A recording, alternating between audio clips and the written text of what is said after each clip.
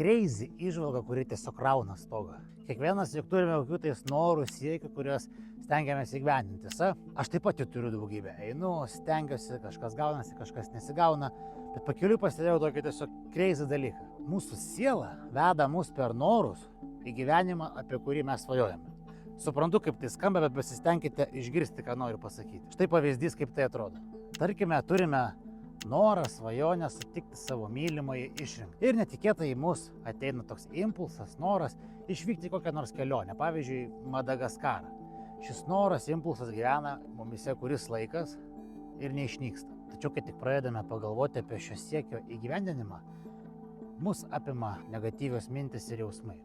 Pavyzdžiui, baimė, nepasitikėjimas savimi, kurie pasireiškia tokiomis mintimis, kaip jeigu suduš lėktuvas, bet aš dabar neturiu pinigų tam išvykti, jeigu manęs neišleis iš darbo, aš nebeturiu atostogų, tokiomis ir panašiomis mintimis.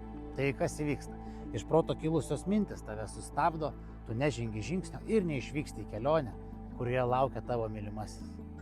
Tu jo nesutinki, kadangi neklausai savo vidinio balso, vidinio jausmo ir nežengiai žingsnio, kurį turėjai žengti. Tokių situacijų, kai pasitikė šio vidiniu vedimu ir žengi žingsnį, man per gyvenimą tikriausiai yra buvę kokie šimtai.